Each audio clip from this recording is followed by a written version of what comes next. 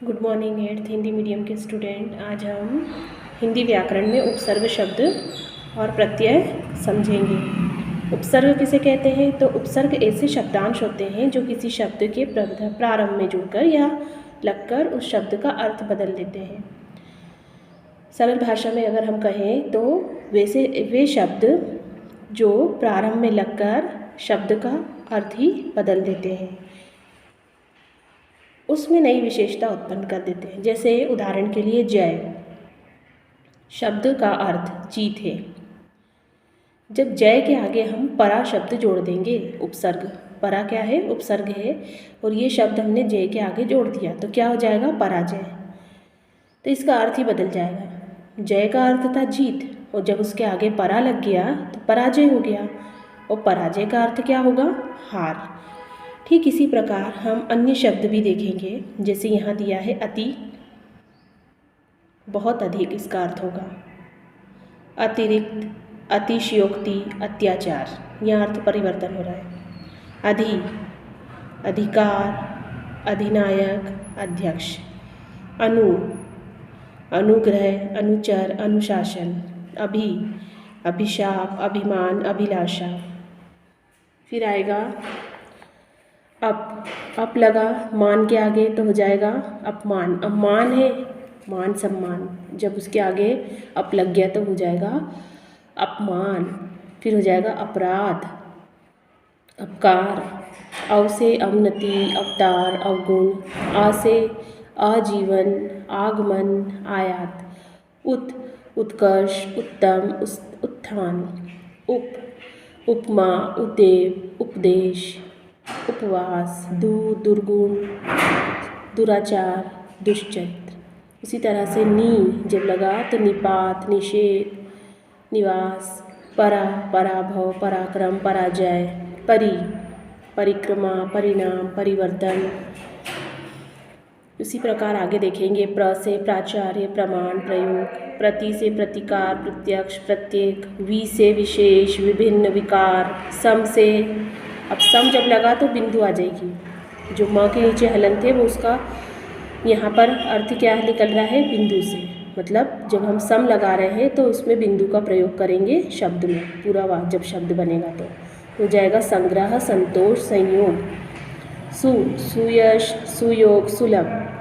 अज्ञान, अगम, अनाचार। अधम, अधो गति, अधापतन, अधोवस्त्र। कुपुत्र, कुपथ, कुरीति। चिरकाल, चिरायु, चिरंजीव। तत्पश्चात, तत्लीन, तद्भव। परतंत्र, परोपकार, परदेश। बहुमूल्य, बहुवचन, बहुमुखी। अब जब सब उपसर्ग लगेगा तो क्या हो जाएगा?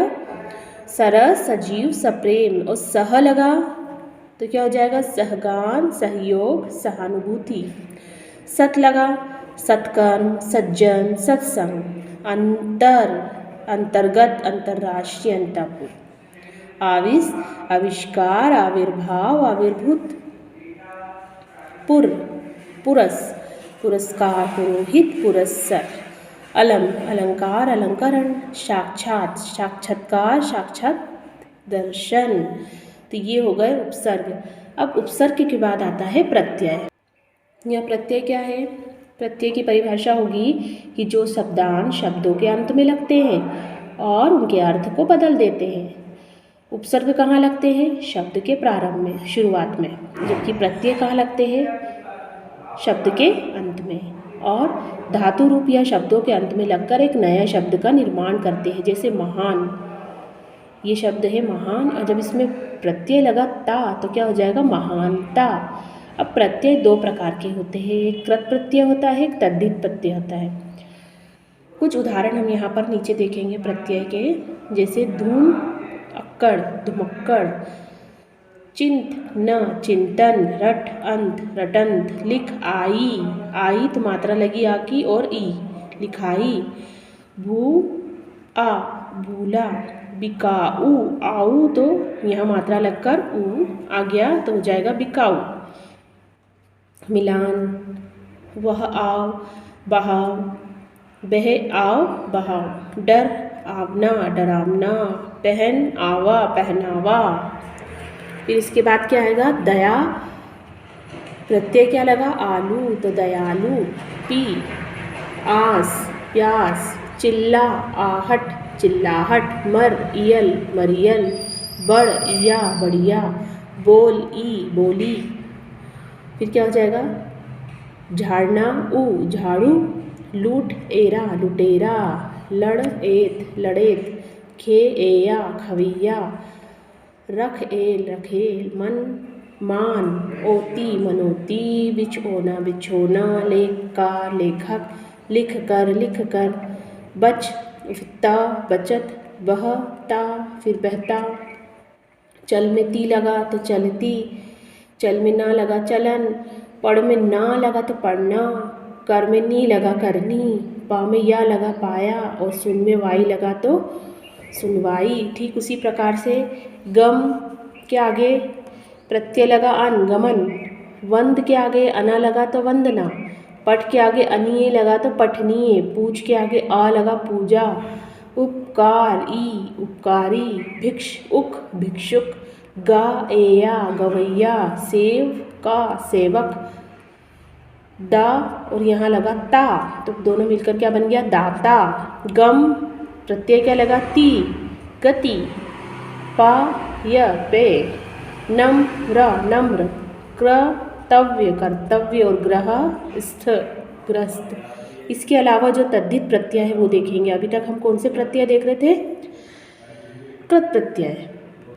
अब यहाँ कुछ तद्धित प्रत्यय दिए हैं, जैसे प्यार प्लस अ प्यारा, मीठा उसमें आई जुड़ गया मिठाई, पंडित उसमें आउट जुड़ गया पंडिताऊ, घर आना तो घराना, देवर आनी देवरानी, लोहा आर लोहार, भीख आरी भिखारी, मीठा आस मिठास, कड़वा आहट करवाहट, समाज इक सामाजिक, लुहार इन लुहारिन, दुख इया दुखिया।